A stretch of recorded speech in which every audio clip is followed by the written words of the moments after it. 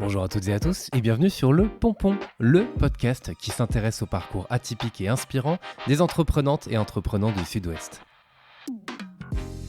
Je suis Théo Robache, animateur d'événements et de médias, entrepreneur soucieux du bonheur des autres, désireux d'aller à la rencontre de profils épatants pour vous partager leurs histoires. Au travers de ces rencontres, j'aime comprendre cette vibration si créatrice, si inspirante, si porteuse qui anime mes invités. Quand on la connaît, quand on s'octroie le droit de la vivre plus souvent, alors elle devient régulière et c'est là qu'on tend vers un alignement avec nos besoins. Ce podcast est un mélange de découvertes d'univers, de conseils assimilés à du développement personnel, d'inspiration, de partage d'une vision de la vie plus apaisée et positive. Alors j'espère profondément que ces témoignages pourront vous inspirer. Ils sont 36 en France à être au cœur de la réponse pénale d'une société face aux auteurs d'infractions. Ce sont les procureurs généraux de la République. Pour ce nouvel épisode, j'ai le plaisir de recevoir Pierre-Yves Couillot, procureur général près de la Cour d'appel de Bordeaux. Avec Pierre-Yves, on parle de justice et de son évolution qu'il observe depuis 40 ans maintenant, des crimes qui l'ont marqué, de l'importance de la seconde chance dont il a lui-même bénéficié au lycée et de foi en l'humain. Un épisode avec une personnalité passionnante et un univers palpitant, parfois sombre ou énervant, et surtout jusqu'alors jamais abordé sur Le Pompon. Alors je vous souhaite à toutes et à tous une très belle écoute. Bonjour Pierre-Yves. Bonjour.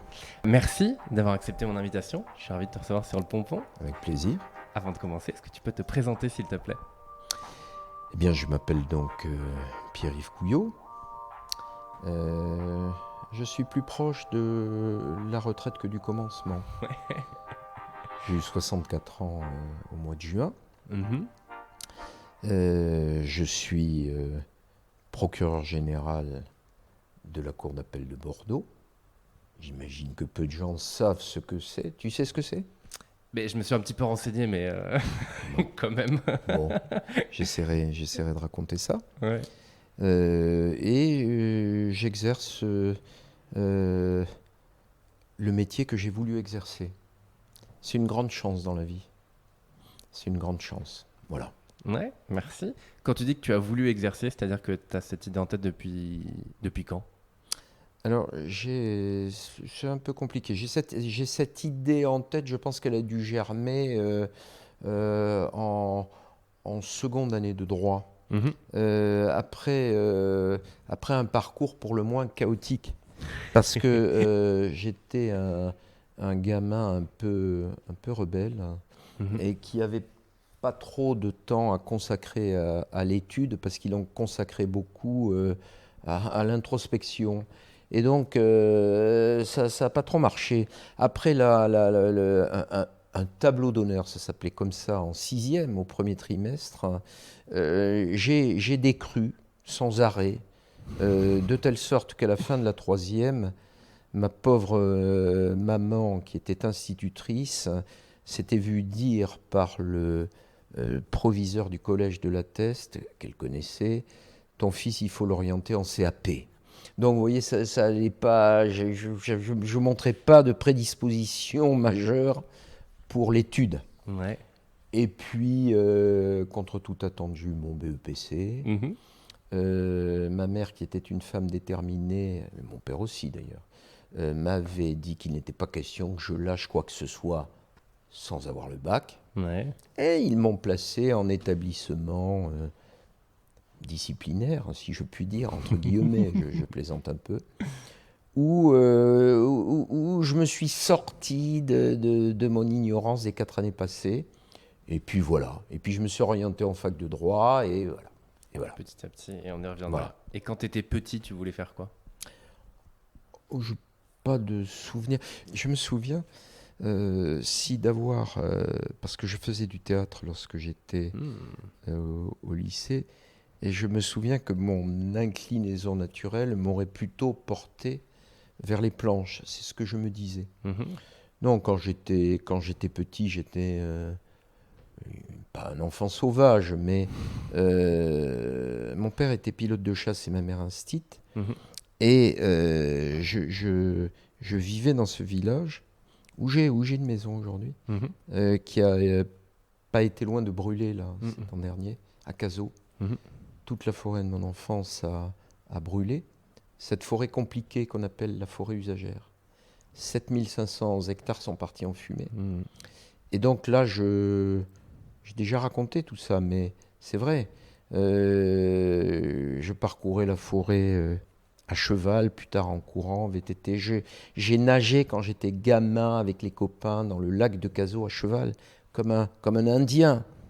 Et voilà, mes pensées allaient à ce moment-là plutôt vers ces choses-là que vers un cursus académique. Voilà. Et qu'est-ce qui te mène à faire du droit alors ? À choisir à ce moment-là, fin de lycée, le droit ? Alors, il est... Dans mon souvenir, c'est très difficile d'être... J'essaie vraiment d'être honnête, de ne pas me raconter d'histoire. Mais disons que, comme je t'ai expliqué que j'étais dans l'échec, jusqu'à la 3e, que j'ai eu... C'est une idée à laquelle je suis très attaché. J'ai eu une seconde chance, en réalité. La seconde chance, c'est très important, je crois, dans la vie, que j'ai pu et su la saisir. Je me suis rendu compte que probablement, parmi les qualités que je pouvais me reconnaître, il y avait celle de la parole. Et donc, il est vraisemblable qu'au départ, je me sois orienté vers le droit pour être avocat. Et rapidement, je me suis rendu compte que ce n'était pas pour moi. Ouais. Voilà. Ok. Alors, rapidement, c'est donc déjà dans les 2 premières années, tu fais tes études à Bordeaux ? À Bordeaux. À Bordeaux. Oui. Et donc, c'est au bout de la 2e année que tu comprends que tu as envie de devenir procureur général ? Non, j'ai envie de devenir magistrat et spécialement magistrat du parquet. Alors là, je fais une petite pause pour que tu comprennes bien. Une parenthèse explicative. Et voilà, une petite pause pour que tu comprennes bien. D'abord, la magistrature en France est composée de 2 catégories de magistrats. Les magistrats du siège, que l'on appellera les juges, et les magistrats du parquet, que l'on appellera pour les besoins de l'interview les procureurs. Donc moi, ce que je voulais être, c'était un des adjoints d'un procureur dans une ville en France. Enfin, c'est ça que je me suis dit au départ, parce que je me représentais cette fonction-là comme une fonction se trouvant tout à fait dans la vie. Vraiment, on se prenait la vie en pleine poire. Et c'est ça qui m'a attiré. Et les maîtres que j'ai rencontrés à l'époque m'ont convaincu que c'était ça que je voulais faire. Voilà. J'aime bien la phrase, convaincu que c'était ça que je voulais faire. C'est joli. Et donc, c'est combien d'années d'études ? Alors, j'ai fait donc une fac de droit, j'ai obtenu une maîtrise, 4 ans. J'ai fait 1 an de préparation au concours que j'avais passé, y compris le concours de commissaire de police d'ailleurs. J'ai été admissible au concours de commissaire de police, mais j'ai préféré opter pour la magistrature. Et ensuite, 30 mois, 2 ans et demi de formation à l'École nationale de la magistrature, donc on doit en être à 8 ou un truc comme ça après le bac. Effectivement, ouais, la fameuse ENM, c'est ça. La fameuse ENM, École nationale de la magistrature, à Bordeaux. Ouais. Il y a une antenne parisienne, mais c'est une école qui fait la fierté de la ville, qui fait aussi, je pense, la fierté de ceux qui y sont passés, parce qu'elle est très réputée, en fait. Son nom résonne au-delà des frontières. Et beaucoup de gens des milieux judiciaires étrangers se sont inspirés de cette école-là. Ok. Et alors, à l'ENM, on apprend quoi ? À l'ENM, on apprend à devenir magistrat. C'est une école d'application. On est censé connaître le droit. Donc, on va apprendre comment on met en pratique ce droit selon les fonctions, les différentes fonctions de la magistrature. Il y en a plein, en fait. On dit siège et parquet, mais dans le siège, selon qu'on est juge aux affaires familiales, les anciens juges d'instance qui sont aujourd'hui les juges du contentieux de la protection, juges d'instruction, juges des enfants, substitut du procureur, il y a des métiers différents. Mhm. Donc on apprend à faire ces métiers-là. Ok. Et alors, donc toi, 2 ans et demi, 31 mois, c'est ça, avant de devenir magistrat. Tu commences par quoi? Est-ce que tu as une préférence aussi? Parce que comme tu l'expliques, magistrat, il y a Oui. plein de choses là-dedans. Oui. Vers quoi tu Oui, t'orientes? mais ma préférence allait vers ce que j'imaginais être la vie.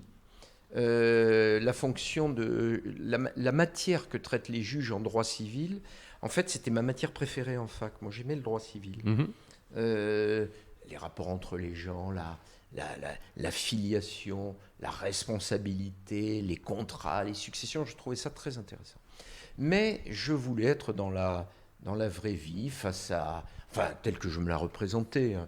Mais évidemment, aujourd'hui, je me rends compte que tout ça est un peu caricatural, mais je voulais être, dès le départ, soit parquetier, soit juge d'instruction, en tout cas faire du pénal. Mhm. Le pénal me paraissait, si je peux le dire de manière triviale, un peu plus sexy que le civil Ouais. dans le métier. Voilà. Mhm. Et donc, je vais très rapidement m'orienter intellectuellement, me cibler vers cette perspective de faire du pénal et spécialement d'être magistrat du parquet. Et c'est comme ça que je me suis retrouvé en 1984 Mhm. Il y a pas très longtemps. substitut à Limoges dans mon premier poste, après être sorti de l'ENM et avoir pu choisir un poste qui n'était pas trop loin de ma ville de cœur, Bordeaux. Ouais. Et voilà. Ok. Alors substitut. Alors substitut, j'étais donc substitut du procureur de la République, j'étais Ouais. donc un des adjoints, un des collaborateurs du procureur de cette ville, Ok. de ce département de la Haute-Vienne. Oui, parce que Limoges gérait. Oui, alors quand on dit procureur de Bordeaux, Ouais. c'est procureur du ressort du tribunal de Bordeaux, mais on a coutume de parler de la ville où on exerce. Ok. Voilà. Et alors, j'aimerais que tu nous expliques. On va essayer de. Mais alors déjà. Ton métier actuel, même si je brûle peut-être quelques étapes, mais comment ça fonctionne un peu la justice? Alors, parce que je l'ai expliqué avec donc Christine Maz à la bâtonnière, donc j'invite celles et ceux qui nous écoutent à l'écouter. Mais ouais, il se charge de quoi exactement? Parce que donc substitut, on a compris que c'était un adjoint, mais là tu nous expliques le parquet, Ouais. le juge. Bon. Alors, c'est... Quand on n'y connaît rien, ce qui est mon Oui. cas, et les personnes Alors, qui nous écoutent, je ne dois pas être le seul. qu'est-ce que ça peut bien faire un procureur de la République? C'est compliqué, je vais essayer d'aller à l'essentiel et donc je ne dirai pas tout. Ouais. Mais d'abord, c'est une personne, homme ou femme, de plus en plus de femmes dans la magistrature, qui donne une réponse, une orientation qui traite les infractions à la loi pénale. Qu'est-ce qu'on appelle une infraction à la loi pénale? Les infractions les plus graves sont les crimes. Un échelon en dessous, on va trouver les délits, et un échelon en dessous, les contraventions. Le procureur de la République, c'est quelqu'un qui donne une réponse à ces infractions. Quelle réponse? Il peut décider de poursuivre devant les tribunaux ses auteurs pour obtenir, demander aux juges qui jugent, les magistrats du siège, une sanction contre l'auteur. Alors, la représentation classique que tout le monde comprendra, que tous tes auditeurs comprendront, c'est le procureur qui, en cour d'assises, on l'appelle alors avocat général, va demander une peine contre l'auteur de ce crime, ou celui qu'il présente, dont il veut démontrer qu'il est l'auteur de ce crime, si l'individu le conteste. Donc, le procureur, c'est vraiment quelqu'un qui est au cœur de la réponse pénale d'une société aux auteurs d'infractions. Alors pour ce faire, le procureur de la République, c'est, j'ai coutume de dire, un peu entre guillemets, parce qu'il ne faut pas diluer le travail extrêmement important fait par les policiers et l'enquêteur. Mais c'est un peu le patron de l'enquête judiciaire. Et à ce titre-là, le procureur de la République, eh bien, il est quotidiennement, en permanence, en lien avec ceux qui sont les premiers à constater les infractions, c'est-à-dire les policiers et les gendarmes. Mmh. Donc, le procureur de la République en France va être en contact permanent avec policiers et gendarmes, va suivre le déroulement des gardes à vue, va décider de la suite à donner à une affaire dont les policiers ou les gendarmes vont lui rendre compte, va décider de la suite pour poursuivre une personne devant un tribunal, une juridiction, une cour, ou au contraire classer sans suite. Okay. Bon, c'est je le dis vraiment schématiquement. Ouais, très bien, ce que j'ai compris. Donc voilà. Mais alors, peut-être qu'un exemple pourrait bien faire comprendre aux gens. Ouais. Alors, je vais donner des exemples que j'ai vécus, comme ça, c'est très clair. Je me souviens d'une affaire ici, en 1989, une affaire qui avait défrayé la chronique, puisqu'on avait découvert dans un petit village près de Langon le corps de 4 personnes. C'était dans un village qui s'appelait Castelviel. C'est une affaire qui m'a beaucoup marqué. Je m'étais rendu informé immédiatement par les gendarmes. Je m'étais rendu sur place, on était en décembre 89, il fait très froid, je me souviens. Je vais passer sur place, c'est le début de la nuit, la tombée de la nuit. Je vais passer sur place quasiment 12 heures avec les médecins légistes, etc., à travailler, à réfléchir sur l'orientation de cette enquête de crimes flagrants que je dirigeais pour le compte du procureur de la République de l'époque. Cette affaire, je vais la suivre, on va découvrir l'auteur. Tout au long du déroulement de l'instruction, confiée à un juge d'instruction, et j'irai devant la cour d'assises quelques années plus tard pour requérir contre l'auteur de ces faits, qui sera condamné d'ailleurs à la peine que j'avais demandée.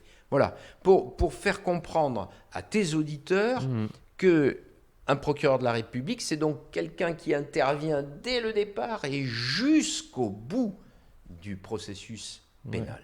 Ouais. Voilà. Complètement. Bon, c'est clair. C'est très clair. Bon. Merci. Il y a plusieurs choses qui me viennent en tête. C'est mon problème. Pour le coup, je fais souvent plusieurs questions en une, mais je vais essayer de les séparer cette fois-ci. Comment tu arrives à prendre du recul par rapport à tout ça ? Parce que ce que tu vois, c'est les pires choses qu'on puisse voir. C'est des crimes. En tout cas, je ne sais pas à quel point tu les vois visuellement, mais tout ce qui se passe, toutes les affaires que tu as, comment on arrive à se détacher de ça ? Et alors, j'ai envie de pousser un peu la question en rajoutant et continuer d'avoir foi en l'humain.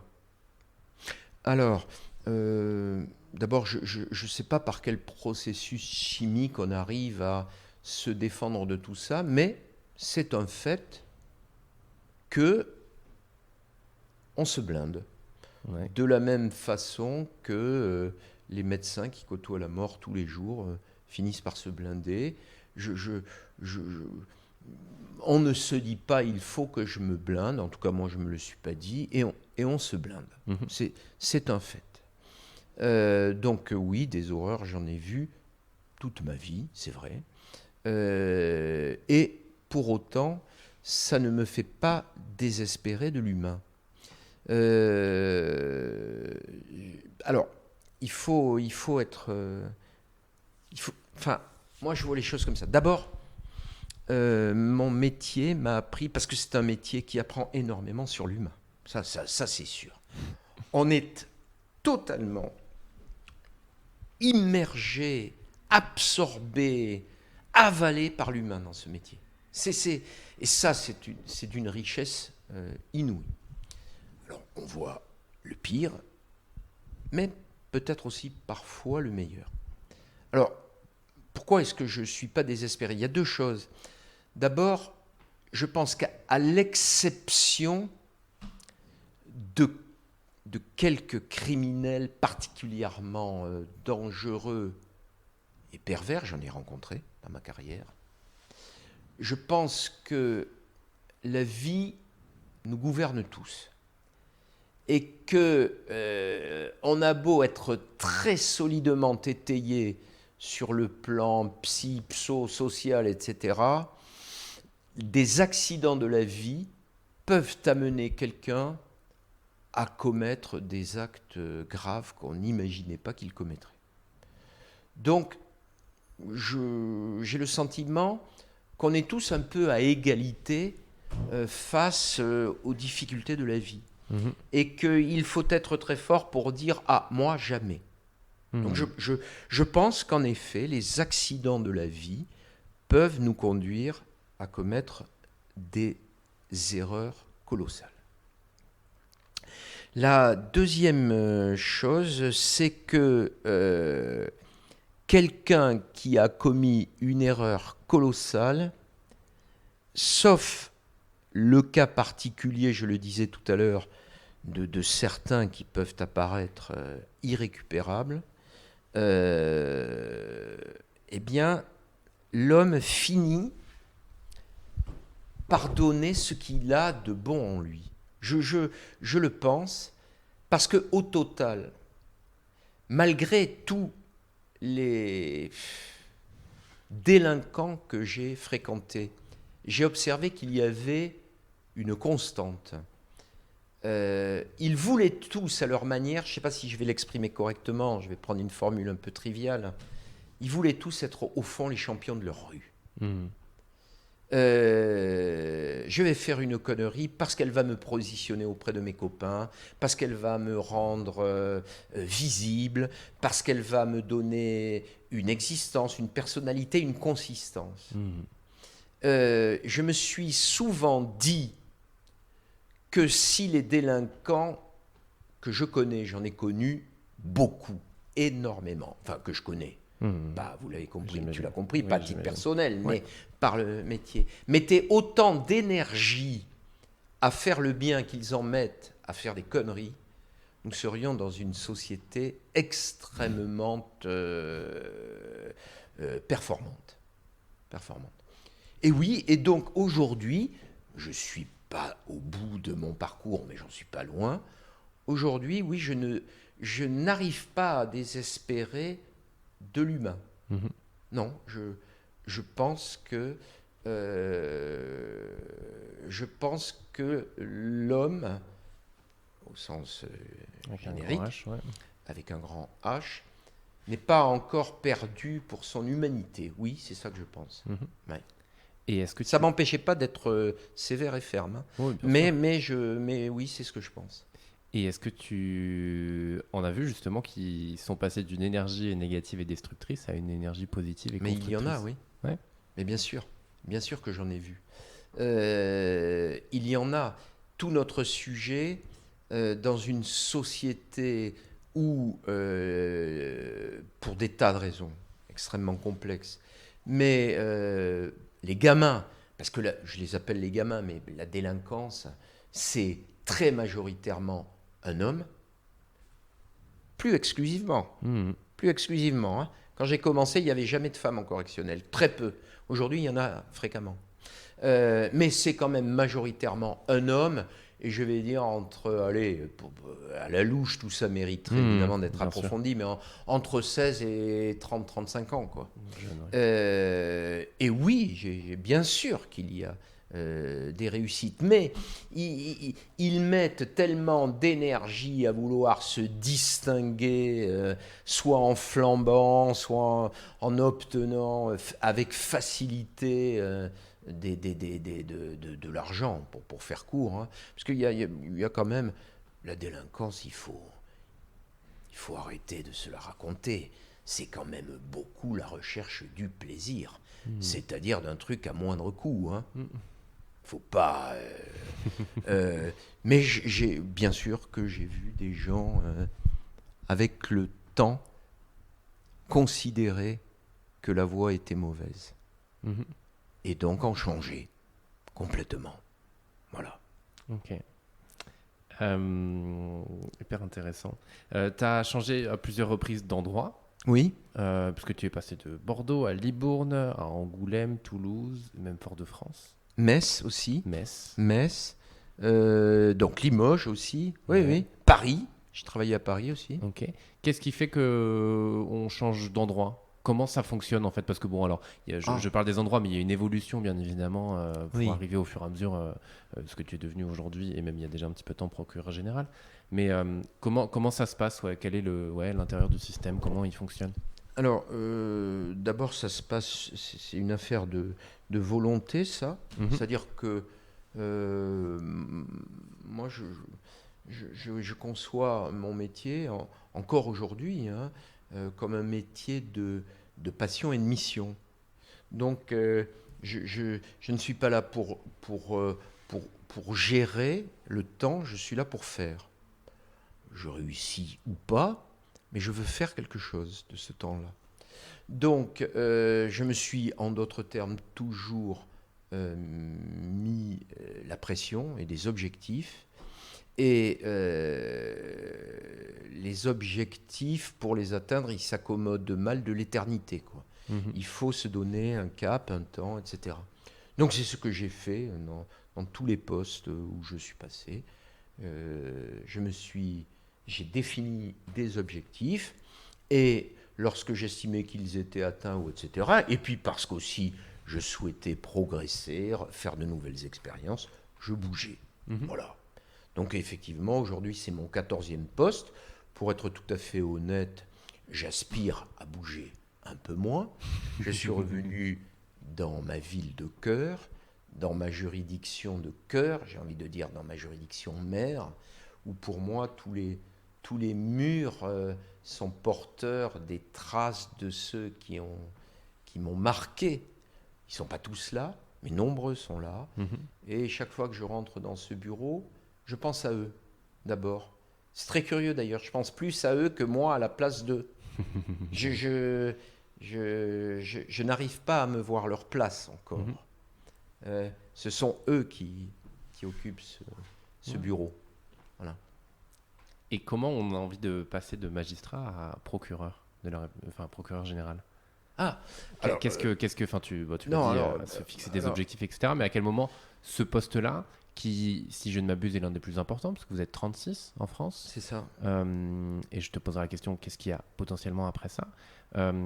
Et qu'est-ce qui fait que tu as voulu atteindre, à quel moment tu te dis, ok. Bon, moi, alors, comme je le disais tout à l'heure, moi, je suis plutôt un être, oui, je suis un être plutôt passionné et de mission, et j'ai toujours eu à cœur d'essayer. J'ai parfois réussi, j'ai naturellement fréquemment pas réussi, échoué, mais je suis quelqu'un qui se fixe des objectifs. Et parmi les objectifs que j'ai, c'est des choses très simples, je ne veux pas faire de grands mots, mais une de mes obsessions, c'est de nous rendre aptes, la magistrature, à être compris par nos concitoyens. Ça passe par deux ou trois mots qui en réalité ouvrent une perspective immense, parce que c'est très compliqué. Mais pour moi, on n'a aucune chance d'être compris si nous décidons trop tard. Et ensuite, on n'a aucune chance d'être compris si nos décisions ne sont pas exécutées. Moi, j'invente rien. Je cite toujours, mes amis se fichent de moi, mais je cite toujours ce que l'illustre qui est assis là-bas sur les statues, devant la cour d'appel de Bordeaux, Montesquieu, disait au XVIIe siècle. Je le cite parce que je l'ai toujours fait et que pour moi, ça n'a pas pris une ride. Il faut encore, disait-il, écrivait-il dans De l'Esprit des Lois, il faut encore que la justice soit prompte. Il ne disait pas expéditive, il disait prompte. Il faut encore que la justice soit prompte. Souvent, l'injustice n'est pas dans les jugements, elle est dans les délais. Souvent, l'examen, il voulait dire le temps de l'examen, fait plus de tort qu'une décision contraire. Moi, je suis viscéralement. Et aujourd'hui, je n'ai pas changé. Et j'ai pensé ça quand j'avais 6 mois de carrière. Et ça ne m'a pas quitté. Je suis obsédé par le temps de notre réponse. Et donc très souvent déçu. Parce que nos process font que nous ne sommes pas toujours promptes, au sens où Montesquieu parlait de promptitude. Donc ça a été mon obsession permanente, une justice prompte, je répète, pas expéditive, prompte, et une justice dont les décisions sont effectives. Nous n'avons aucune chance d'être compris par les gens si nous n'atteignons pas ces objectifs. Et donc j'ai voué ma carrière professionnelle à cela. Dans toutes les juridictions où je suis passé, j'ai essayé, réussi ou pas, j'ai essayé. Et donc, comme je pensais, et que je suis toujours convaincu, que là se situe notre chemin, et que je pensais que ça ne pouvait être le fruit que d'une action de terrain, j'ai cherché à le mettre en œuvre sur le terrain. Voilà. Je suis allé à la chancellerie, je pourrais en parler, puisque j'ai été conseiller de Dominique Perben, conseiller pénal du ministre pendant 1 an. Mais je pensais que c'était là, vraiment sur le terrain, qu'on pouvait faire bouger les choses. Et alors donc j'ai essayé. Il est probable que le système m'a regardé faire, a trouvé que j'étais un homme engagé, et donc m'a permis d'être promu. Voilà. Alors on ne naît pas en se disant je vais devenir procureur général, je ne savais pas ce que c'était d'ailleurs. Mais petit à petit, l'horizon s'éloigne et on a envie de le rejoindre. Mon horizon à moi, c'était procureur, et puis après procureur plus gros, plus grand, et puis après aller tester ce métier sous un autre angle, procureur général, voilà. Je l'ai été en Martinique, expérience compliquée, passionnante et compliquée. Pourquoi compliquée ? Parce que c'est une terre très complexe, la Martinique. Et puis Bordeaux, ce qui pour moi est, je ne sais pas comment le dire, mais une sorte de Graal, puisque j'y étais substitut et que je reviens dans ce poste important. Voilà. Ok. Et est-ce que cette justice, au fil des années, elle est devenue plus prompte ? Et tu parlais de l'image que pouvait avoir le grand public. Est-ce que cette image s'est améliorée, détériorée ? Est-ce qu'elle a évolué ou pas ? Je quitterai ce métier en n'ayant pas atteint mon objectif intime que je peux révéler. Parce que c'est vrai que quand j'étais un jeune substitut, je disais autour de moi, c'est vrai que ça m'anime depuis toujours, je disais autour de moi, je quitterai ce métier après avoir lu un sondage où 60% de nos concitoyens, au moins, diront qu'ils ont confiance dans la justice. J'ai peur de m'être trompé dans mes prévisions. Puisqu'aujourd'hui, c'est plutôt 63% qui disent qu'ils n'ont pas confiance en nous. C'est à la fois, je comprends ça, mais c'est injuste. Mais c'est ainsi. Nous nous améliorons et nous rechutons. On a les deux dans ce métier. On s'améliore et on rechute.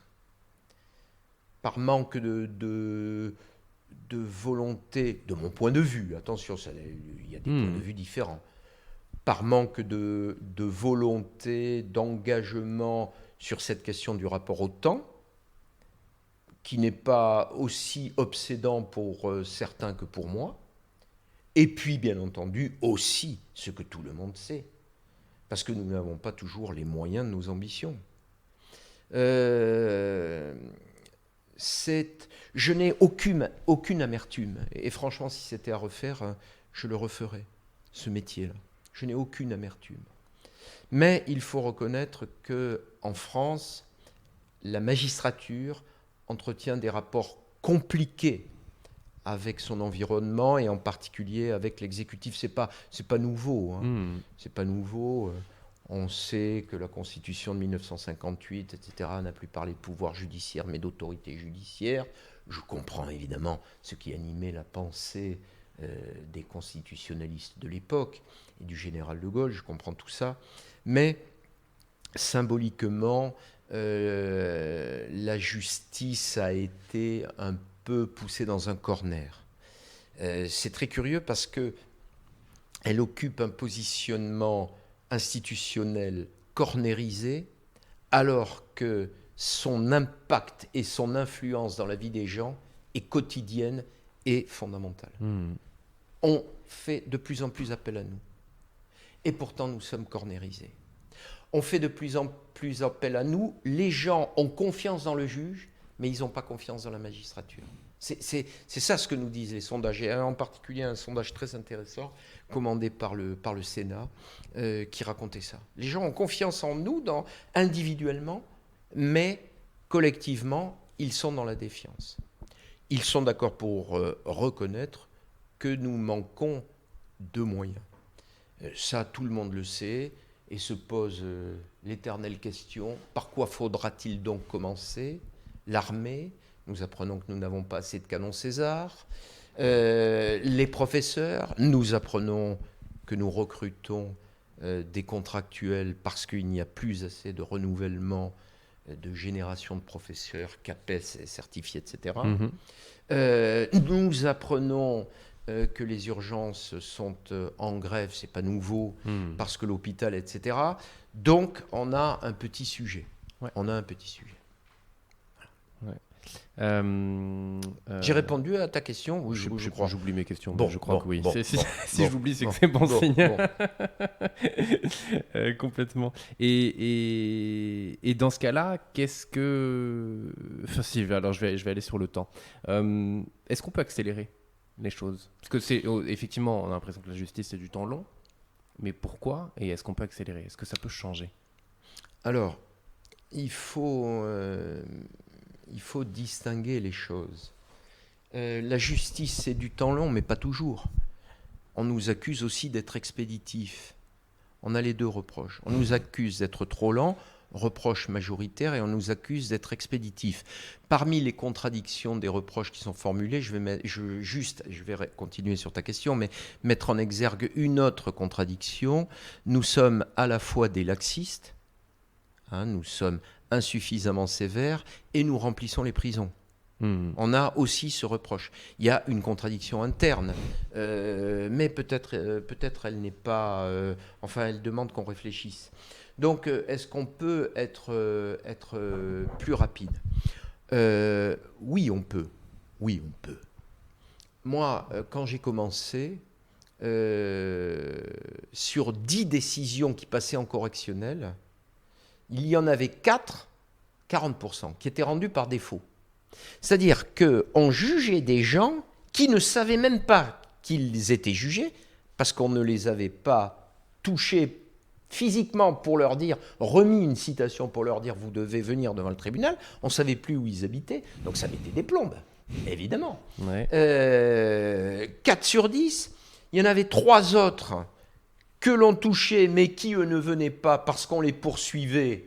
Quand j'ai commencé, la moindre conduite sous l'empire d'un état alcoolique était jugée 18 mois après les faits. C'est-à-dire que ça ne servait à rien. Ouais. À rien. Ouais.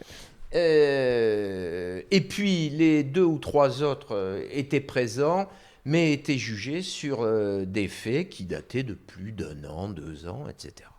Bon. Les procureurs, il faut leur rendre ce qui leur appartient. On change ça.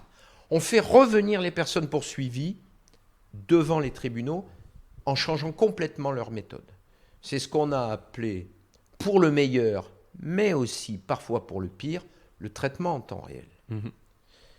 Nous avons imaginé, je dis nous parce que j'ai fait partie un peu des pionniers, je n'étais pas un concepteur, mais j'étais un des premiers metteurs en œuvre, si je peux le dire comme ça. Nous avons imaginé que nous pouvions gérer autrement toute l'information que nous recevons. Et on a mis des bataillons de cerveau et d'oreilles derrière des téléphones pour être en lien direct avec les officiers ou les agents de police judiciaire, avec une réponse vraiment chaînée à l'enquête policière, à la garde à vue, etc.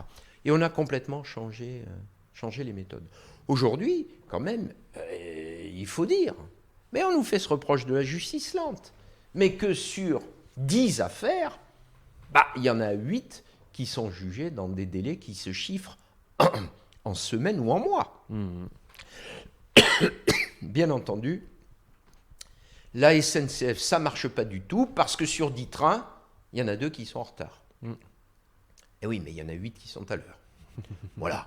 On encourt donc le même reproche, je le comprends très bien, parce qu'il y a des moments où sur la question des délais, nous dérapons complètement. Mais moi, je pense que nous sommes aujourd'hui à la croisée des chemins. Après la réforme de ce traitement en temps réel qui date des années 90, il faut absolument revisiter tout ce que nous avons construit autour d'une réponse que, pour reprendre un slogan, en temps maîtrisé, c'est-à-dire que chaque étape annonce la suivante. Il ne faut jamais laisser les gens. Nous les suivons dans le temps. C'est ce que j'appelle le temps maîtrisé. Et pour moi, c'est clair, nous n'y couperons pas, au prix, sinon, d'une défiance grandissante de la part de nos concitoyens. Voilà. Donc oui, c'est possible de changer ça. Il faut de la volonté. Tout n'est pas volonté. Il faut des moyens. Vous savez tu sais qu'il y a eu les États généraux de la justice, que tout ça est en chantier, que nous sommes en train de travailler, que le gouvernement et le ministre de la Justice, Éric Dupond-Moretti, travaillent sur ces questions et nous espérons qu'elles vont porter leurs fruits. Justement, le procureur général et les 36 procureurs généraux dépendent du ministère de la Justice. Tu es passé, tu l'as dit, par la chancellerie, c'est ça? Comment, là aussi, j'ai envie de comprendre comment ça fonctionne, parce que toi, tu dis que les choses doivent changer, mais vous dépendez quand même des décisions qui sont prises au ministère. Oui. Alors, il y a plein de questions dans ta question, là. J'entrevois la question de l'indépendance, j'entrevois la question de l'autorité du garde des Sceaux sur les procureurs de la République. D'abord, l'exemple que j'ai pris tout à l'heure, le traitement en temps réel, j'ai insisté pour dire que très concrètement, ces changements qui se sont opérés très concrètement, c'était très concret. On n'allait plus du tout juger des gens à 18 mois, mais on allait les juger à 18 jours, si je peux dire les choses comme ça. C'est parce que nous, les procureurs, nous avons inventé en pratique des nouvelles méthodes. Et la chancellerie les a récupérées, a théorisé et a normé ces réponses au détour des années 80-90 et nous a accompagnés. Mais ce sont les procureurs qui ont changé les choses. Donc, ce n'est pas la chancellerie qui l'a fait. Premier élément de réponse. Deuxième élément de réponse, les procureurs français sont soumis, c'est l'article 5 de notre loi fondamentale, qui dit que nous sommes placés sous l'autorité du garde des Sceaux. C'est vrai, c'est plus que vrai. Ce sont nos textes fondateurs, la loi organique. Mais je m'empresse de dire à qui voudra bien le croire, ou pas, mais moi je l'aurais dit, comme magistrat du parquet, ça fait 40 ans que je suis dans la magistrature, ENM comprise, ça fait 40 ans début juillet. Moi je n'ai jamais eu, comme on le voit dans les mauvais films, d'invitation pressante à ne pas faire ce que je souhaitais faire. Voilà. J'ai eu des échanges, j'ai été en désaccord avec des supérieurs hiérarchiques, et des fois j'ai fait ce qu'ils ont voulu, et des fois ils ont considéré que ce que je disais était frappé au coin du bon sens. Donc évitons la caricature, même si je dis que je n'en peux plus de ce soupçon injuste de dépendance extrême du ministère public à l'égard du garde des Sceaux. C'est un discours qui est instrumentalisé. Nos amis avocats l'utilisent beaucoup pour décrédibiliser notre réponse. Vous êtes la voix de son maître, c'est faux, mais on comprend qu'on le dise pour des raisons tactiques. Parce que si en face de moi, avocat, j'ai un individu qui, au fond, s'exprime d'une manière la plus objective possible, ça va mettre, moi qui suis une partie au procès, comme le procureur de la République, ça va mettre un coin dans le bois de la hiérarchie des mots. Tu comprends ce que je veux dire? Si lui, il est objectif, moi, et avocat, je suis quoi? Je suis objectif? Je défends quelqu'un, tout de même. Donc, voilà, on nous fait ce reproche.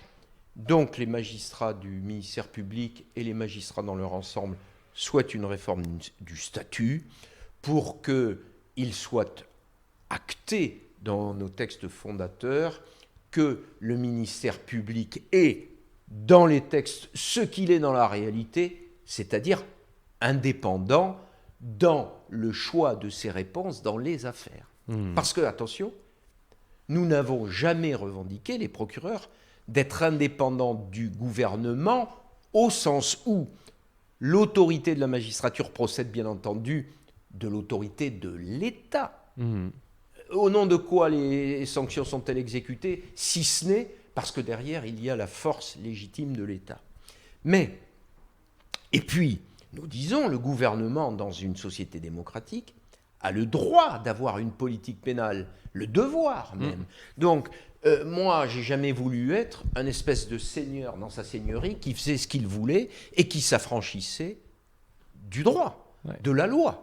Donc, nous ne voulons pas ça. Mais nous voulons qu'il soit acté que dans les affaires, le ministre de la Justice n'intervient pas.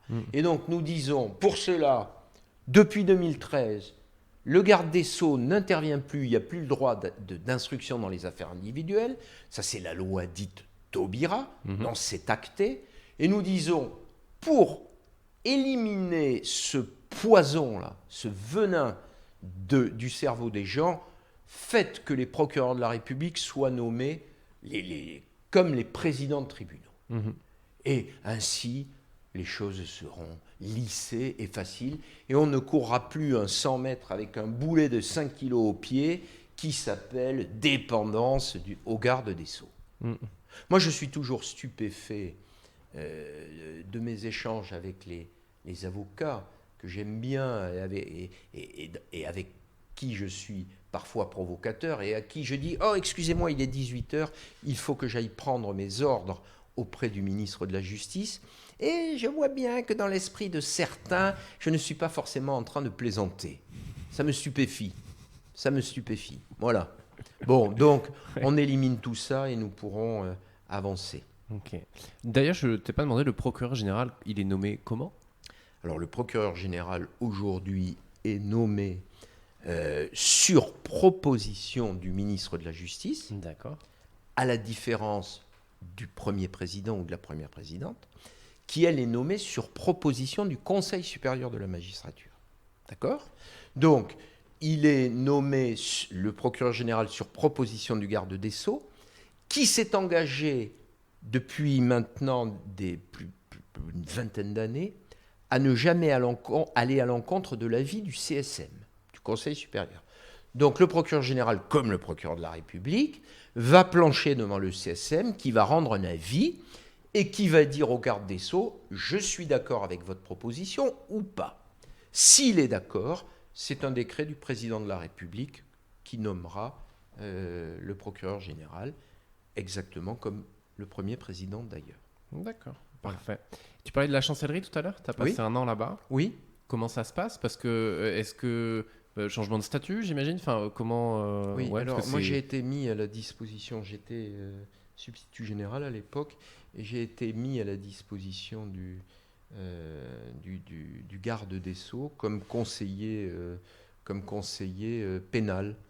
Donc j'étais au cabinet du ministre, place Vendôme, et j'ai vécu une année à peu près d'une très grande intensité. Donc là, je n'étais plus en juridiction. J'étais au cabinet du ministre et j'intervenais sur les questions de la entre guillemets, fabrication de la loi, préparation de la loi. J'intervenais sur la politique pénale, j'intervenais sur les politiques d'aide aux victimes, etc. Je préparais des notes pour le ministre sur tel ou tel sujet, les stupéfiants, les mineurs, etc. Voilà. Ouais. Et est-ce que justement, les crimes à quel point ils ont évolué en 40 années? Est-ce qu'il y a une modification de cette violence, pour le coup? J'ai lu aussi en préparant cette interview que maintenant le crime contre l'environnement fait aussi, vraiment prend parti et est devenu un crime. Mais c'est assez récent. Comment ça a évolué? Alors comment est-ce que la délinquance a bougé? Il y a eu plusieurs phénomènes. D'abord, sur 40 années, on a vu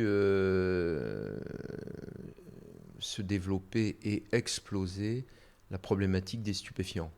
Quand j'ai commencé, il y en avait, mais ça a véritablement explosé et gangréné une bonne partie de nos quartiers à travers ce qu'on appelle l'économie souterraine, en générant des profits tellement énormes qu'ils n'engageaient plus à choisir la voie de l'effort individuel et du travail. Alors, je ne veux pas faire de généralité, bien entendu, il faut se garder de tout ça, mais quand même, je serais difficile à contredire là-dessus. Donc, la problématique des stupéfiants. La problématique de la violence qui se développe, qui se banalise, qui se voit plus. D'année en année, la violence augmente, signe d'une société qui va mal, qui ne sait pas régler ses conflits, qui n'a plus de mots suffisants pour régler ses conflits, et qui recourt au coup de poing pour mieux se faire comprendre. Avec une constante quand même dont on prend conscience, c'est qu'il est probable qu'à l'intérieur de la cellule familiale, pour le coup, la violence ait toujours été très présente, ce dont nous n'avions pas suffisamment conscience. Et ces dernières années, nous nous sommes attaqués à ce fléau que constituent les violences intrafamiliales. Ensuite, il y a eu une émergence de formes de délinquance nouvelles, oui, avec la cybercriminalité. Ça, évidemment, par hypothèse, ça n'existait pas quand j'ai commencé. Et aujourd'hui, là aussi, ça explose. Et nous interroge beaucoup sur la qualité de nos réponses à ce type de délinquance, comment la prévenir, comment la réprimer, comment la débusquer. Ce sont des sujets très lourds.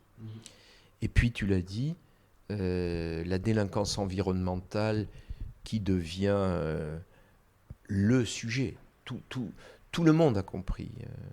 Alors, singulièrement dans notre département cet été, avec les incendies, tout le monde comprend que notre planète, c'est notre trésor et qu'il faut en prendre soin au risque de notre survie, quoi. Enfin, voilà. Donc, on est en train de s'attaquer à ça. On a créé ici à Bordeaux, comme dans toutes les cours d'appel, un pôle régional de l'environnement. C'est difficile à porter parce que il faut que la prise de conscience se traduise en actes, en procédures, que nous soyons capables de débusquer et de réprimer les infractions les plus graves en matière d'atteinte à l'environnement.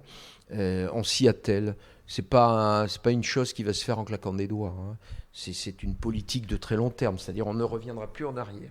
Donc n'ayons pas les yeux rivés sur les compteurs en disant mais qu'est-ce qu'ils foutent, ils ont eu 2 procédures. Acceptons de nous inscrire là pour le coup dans le temps long pour que les esprits soient forgés, préparés et que la société puisse répondre de plus en plus efficacement à ces atteintes. Voilà. Ouais. Est-ce qu'il y a un moment ou une affaire qui t'a plus marqué? Oh bah oui. Oui, bien sûr, oui. Bah, mais oui, tout à l'heure, je racontais cette histoire-là à Castelvielle. Ouais.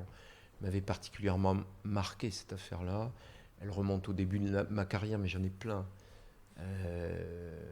C'était un gardien de prison là, qui avait tué toute sa famille et qui s'est enfui en brouillant les pistes, en prenant un billet d'avion pour Londres, alors qu'il partait en train pour Madrid, que nous avons rattrapé, qui a décompensé sur le plan psychiatrique et indiqué au juge, ça a été ensuite la défense qui l'a choisi, que son acte lui avait été commandé par la Vierge Marie. Il y a eu une querelle d'experts, ça a été mes premières assises ici à Bordeaux. La cour d'assises était remplie, par terre, les gradins, une semaine de procès. Les experts se sont succédés à la barre en se contredisant les uns les autres. Et c'est une affaire dans laquelle, parce que j'avais énormément travaillé, je crois que j'avais compris les ressorts secrets qui ont animé le passage à l'acte de cet homme. Et je me souviens d'un moment où je me sentais moi-même transporté par le fait que je sois complètement collé à l'esprit de cet homme, que j'avais compris, et je lui ai parlé comme si j'étais sa sœur, je me souviens, et il s'est effondré en larmes, révélant à tous que je l'avais touché, et que j'avais compris ce qui s'était passé. Je ne vais pas rentrer dans les détails. Ça m'a beaucoup marqué, il y en a eu plein. Je me souviens de cet homme, d'abord violeur de femmes, puis assassin de femmes qu'il avait violées pour plus se faire prendre, qui a été condamné à la perpétuité. Je me souviens de cet homme qui, pendant plus de 20 ans, a violé tous ses enfants. Je me souviens de cet homme que l'on avait retrouvé dans le lac de Bordeaux, tué, noyé, parce qu'il se laissait aller à ses pulsions qu'il n'aurait pas dû révéler compte tenu de sa position sociale à l'époque, de ses pulsions homosexuelles, et que l'on avait tué parce qu'il était un homosexuel. Je pourrais en raconter jusqu'à demain. Voilà. Donc il y a 100 000 affaires sur lesquelles peut-être un jour j'écrirai pour raconter mon métier, oui, et dire pourquoi malgré tout je crois encore en l'homme. Voilà. Tu parlais il y a déjà quelques minutes de t'être blindé. Tu l'as fait au fur et à mesure. Est-ce que parfois cette armure s'ouvre ou se fissure? Blindé, ça veut pas dire être insensible. Oui. Blindé, ça veut dire être professionnel. Et l'humanité, je crois, ainsi faite que notre sensibilité trouve plus ou moins à s'exprimer selon l'endroit où l'on se trouve. Et la même scène qui m'aurait cassé, déchiré, si je l'avais vue à titre individuel, ne venait pas à bout de moi quand j'étais professionnel. Donc c'est ça qu'il faut comprendre. C'est la projection, c'est la transposition. Il ne faut pas transposer dans sa vie, parce que là, ça devient très dur. J'ai eu des moments ça m'est arrivé d'avoir des moments de grand désarroi. Je me souviens d'une affaire qui m'a perturbé. Je l'avais prise à bras le corps parce que je pensais à mon fils cadet, qui est aujourd'hui pilote de ligne, qui voulait être pilote de chasse, et qui n'a pas pu pour des raisons X ou Y. Et j'étais procureur de la Charente, d'Angoulême à ce moment-là, et j'avais fait venir mon fils. Il avait un peu plus de 18 ans, il venait régulièrement, il habitait Bordeaux, il venait régulièrement voir son papa, et je m'étais lié avec le colonel qui commandait la base de Cognac, qui m'avait dit « Ah ben, votre fils, faites-le venir, etc. » Et mon fils était venu, il était émerveillé par ses élèves pilotes et leurs instructeurs, etc. Et il avait vu une représentation, un entraînement de la patrouille qui s'appelle les Cartouches Dorées, qui est une patrouille avec des avions Epsilon sur lesquels s'entraînent les futurs pilotes de l'armée de l'air. Mmh. Et il avait assisté à ça, bénéficiant des commentaires d'un pilote, je crois qu'il était capitaine, qui lui disait « Tu vois, voilà ce qu'ils vont faire, ah, tu veux devenir pilote, ah, tu verras, beau métier, etc. » Et quelques semaines après, le pilote avec qui il avait parlé s'est tué en faisant un exercice. Je suis allé sur les lieux. Là, j'en ai été bouleversé par une incapacité à me distancier par rapport à mon fils. Je pensais à cet homme, j'ai reçu ses parents d'ailleurs, je me souviens de ça. Et j'ai été bouleversé. Donc ce que je veux dire, c'est que blinder sur le plan professionnel, c'est possible, sur le plan personnel, non. Voilà. Et donc, nous adoptons une posture professionnelle sur des scènes, et évidemment, il ne faut pas du tout transposer ça, imaginer que ça puisse être un de nos proches. Et c'est pourquoi notre métier a été capable de faire des grosses erreurs en envoyant des jeunes mamans sur des lieux de découverte de bébés morts. Et, je le sais parce qu'on m'a raconté cette histoire et une collègue en a été extrêmement marquée. On le comprend très bien. On le comprend très bien. Elle était de permanence. On a mal géré les choses. Donc voilà. Blindé au plan professionnel, mais pas au plan personnel. Ouais.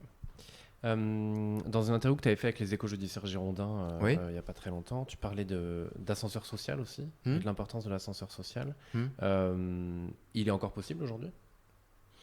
Alors, je me fais parfois un peu l'avocat du diable. Hein. Oui. Bon, c'est compliqué.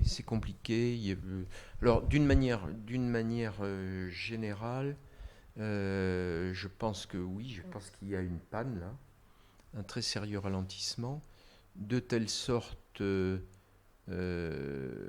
les ambitions ne peuvent plus nécessairement être atteintes. Si je faisais référence à ça, c'était en écho à ce que j'appelais tout à l'heure ma phase d'échec et la deuxième chance, où j'ai eu la possibilité, moi, de rebondir et au fond, de sortir du désamour de moi-même que j'avais parce que j'étais en échec. Donc aujourd'hui, il est possible de poursuivre ses ambitions et de s'affranchir de tout un tas de pesanteurs que nous avons au pied, mais c'est plus difficile qu'avant. Et bon, c'est des banalités tout ça, hein, mais c'est ce à quoi, je pense, réfléchissent nos politiques en voulant redonner le goût de la perspective. Il y a une sortie là au bout du tunnel. Voilà, on peut, oui, être ambitieux, on peut réussir. Et tout à l'heure, je faisais référence à un poste que j'ai adoré comme procureur de Toulouse. Et quand je voyais certains gamins du Mirail, intelligents en diable, trafiquants de stupes, c'est à eux que je pensais quand je me disais que s'ils mettaient autant d'intelligence à leur réussite, entre guillemets, sociale, qu'à faire des conneries, ce seraient des champions. J'en suis persuadé.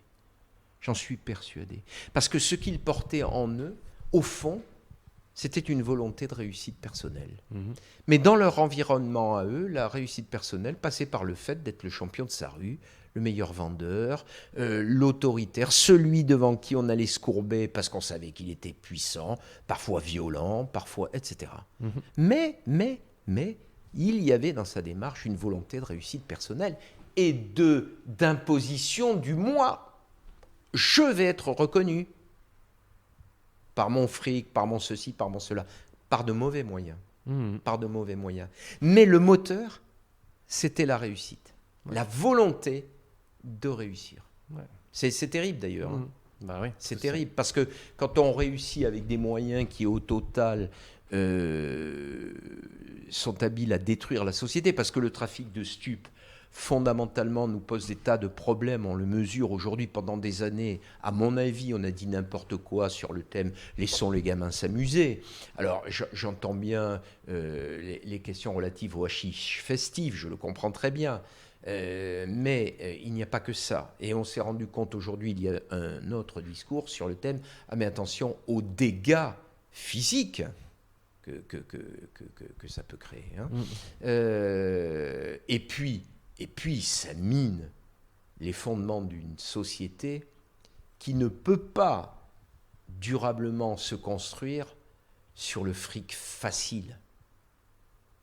C'est pas possible, ça. C'est pas des valeurs qui nous porteront, c'est des valeurs qui nous feront régresser. Et si on ne fait pas attention à ça, on ira, à mon avis, au-devant de graves difficultés. Voilà. Qu'est-ce qui t'anime dans tout ce que tu fais ? Aujourd'hui, alors, j'en ai parlé tout à l'heure, c'est la conviction que je pourrais être utile, par ma capacité à faire bouger nos inerties. Et puis, ce qui m'anime, c'est de le faire avec les procureurs de la République qui relèvent de mon autorité, parce que je n'ai pas dit que le procureur général, c'était entre guillemets un peu le supérieur hiérarchique des procureurs de la République dans la Cour. Ici, il y en a 5, Bordeaux, Angoulême, Périgueux, Libourne, Bergerac. Et c'est de travailler avec eux à la réduction de ce qui est chez nous le plus fragile, qui marche le moins bien. Et j'ai affaire à une équipe de procs, comme on dit chez nous, qui sont très déterminés en ce sens. Et j'espère que nous allons réussir à atteindre les objectifs que nous nous sommes fixés autour d'une justice plus efficace, plus effective et plus prompte. Voilà. Et le fameux. On y revient. Quel conseil t'aurais à donner à celles et ceux qui ont une passion, une envie, qui ont un objectif ? Parfois, je fais ça comme si c'était le haut de la montagne, pour l'atteindre, pour réussir. Alors, réussir. Beaucoup de soucis avec ce mot. Oui, je comprends. Réussir à atteindre leur objectif. Personne. Exactement. D'abord, d'y croire. Je disais à mes fils, en plaisantant, que j'étais un exemple. Évidemment, j'en suis pas. Comprends ce que je veux dire. Ce que je veux dire, c'est que moi, j'étais en échec. Et puis, j'ai fini par y croire. Donc, condition numéro 1, y croire. 1. Deuxième truc, se battre. Voilà. Faut bosser. Croire que c'est possible, être animé d'une farouche volonté. Voilà.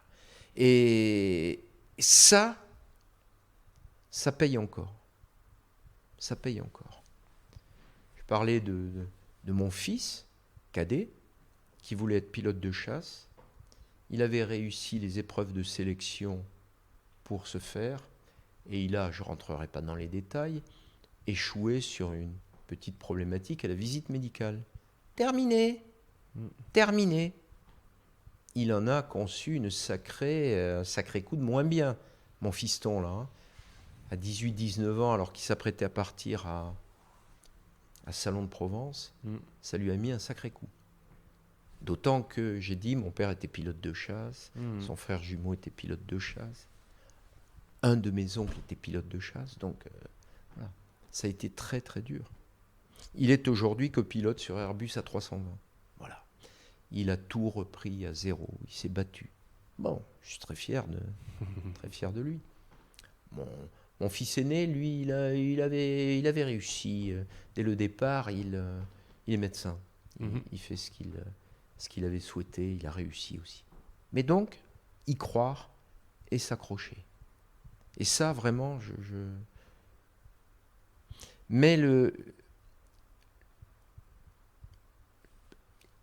Le plus compliqué, c'est de faire émerger cette envie. Et c'est là où je parle de la deuxième chance. Parce que selon l'endroit où l'on se trouve, l'environnement qui est le nôtre, l'éducation que l'on a reçue, l'envie peut émerger ou pas du tout. Ou pas du tout. Et c'est là que je pense que notre société génère de l'inégalité aujourd'hui. C'est que, bon, c'est une banalité ce que je dis, mais c'est que bien entendu, certains environnements sont évidemment beaucoup moins propices à l'émergence d'ambition que d'autres. Et probablement que c'est là-dessus qu'il faut travailler. Mais on sait très bien que on a affaire là à une tâche immense. Je faisais référence tout à l'heure à ces problématiques de certains quartiers où le symbole de la réussite, c'est le dealer. Tant que nous ne serons pas capables d'imposer d'autres modèles de réussite avec une réelle possibilité d'ascenseur social, avec une réelle possibilité de seconde chance, on va avoir du mal. Mais moi, je suis, à travers mon métier, immergé dans ces problèmes. Et probablement que l'une des ambitions de ce métier-là, c'est de ramener les gens à la possibilité de saisir la deuxième chance. On ne fait pas ça pour tout le monde, mais il y en a qui valent le coup. Il y en a qui valent le coup. Et donc, on s'y attelle. Voilà. Donc, mon conseil, c'est 1, de vouloir. Est-ce que 2, d'y croire. 3, de s'accrocher. C'est difficile, mais c'est ça qui fait le prix de la réussite. Voilà. Ouais.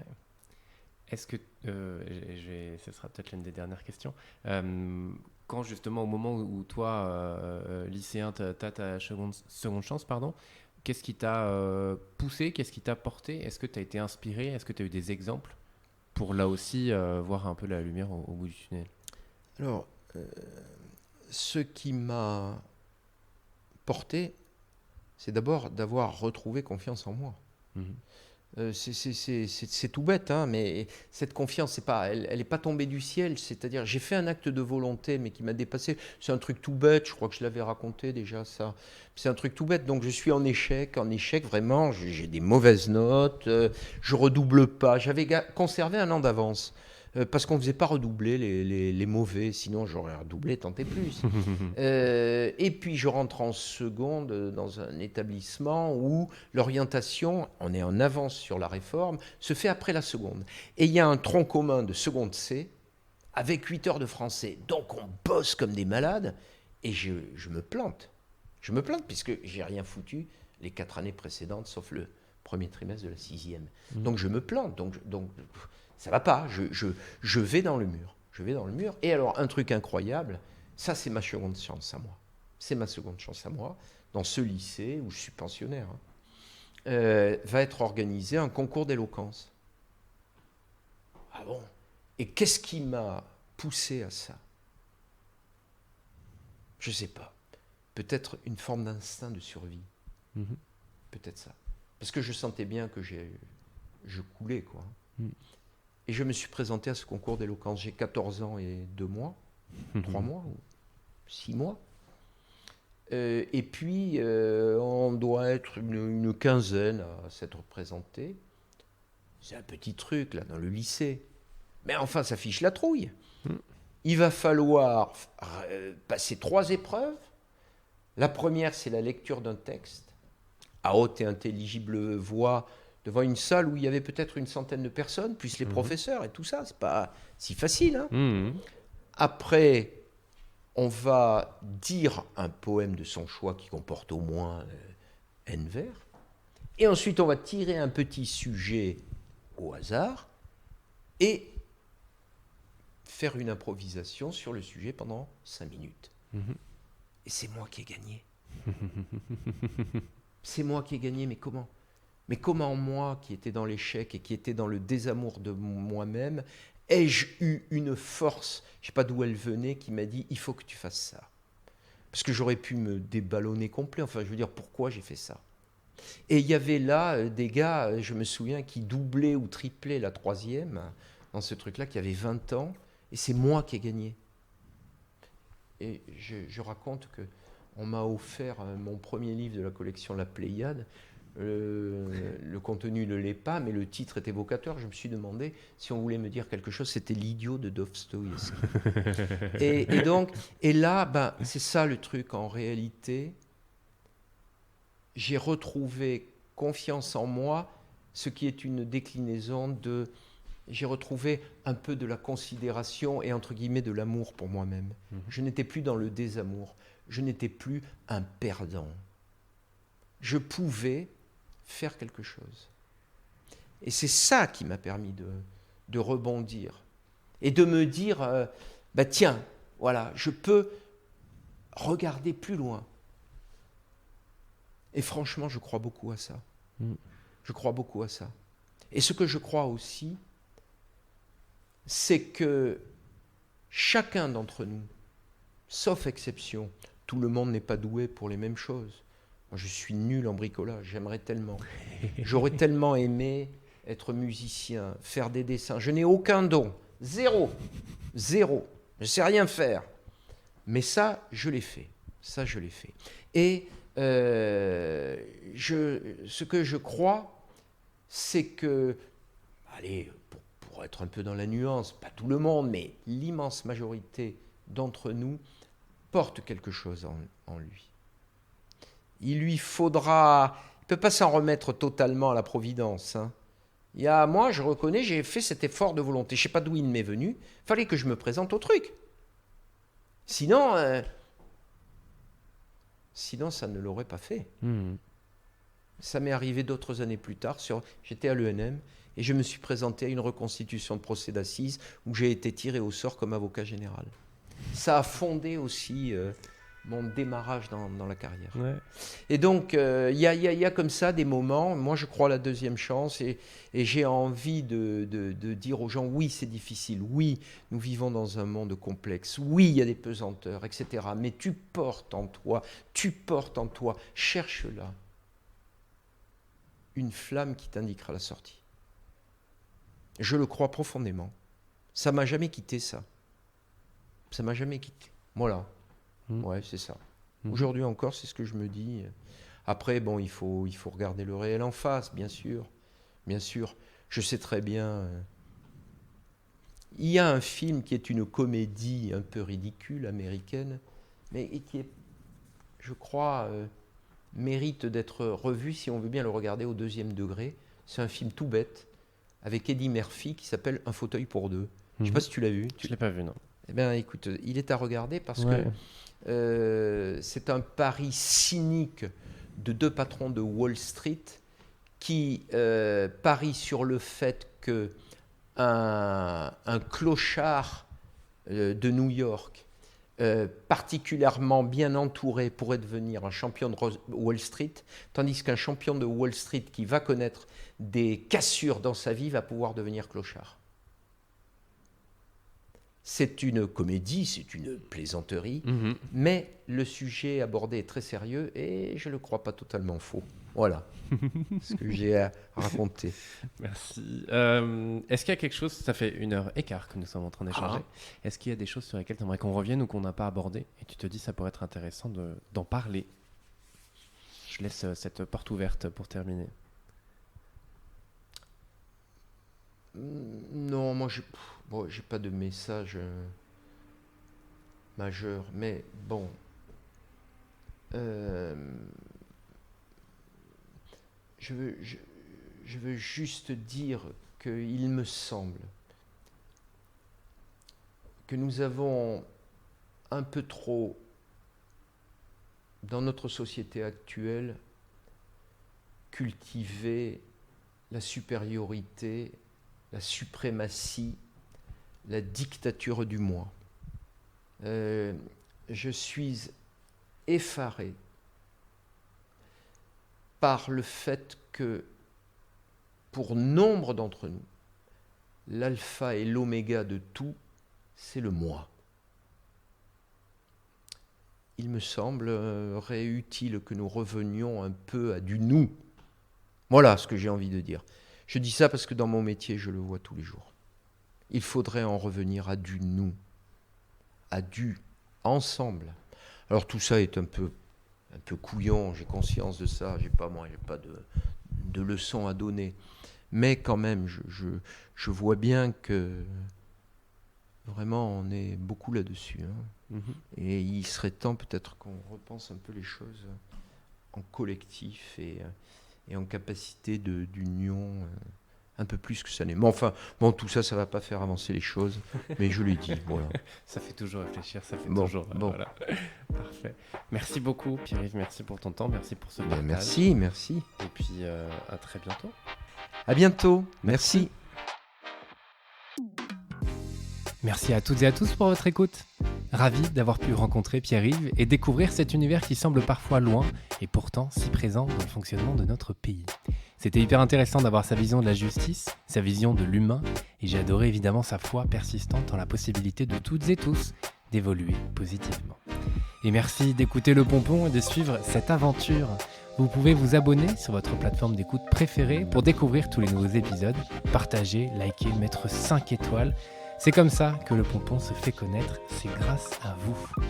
Alors on se retrouve la semaine prochaine pour un nouvel épisode du podcast, et d'ici là, prenez soin de vous et faites-vous plaisir. À très vite.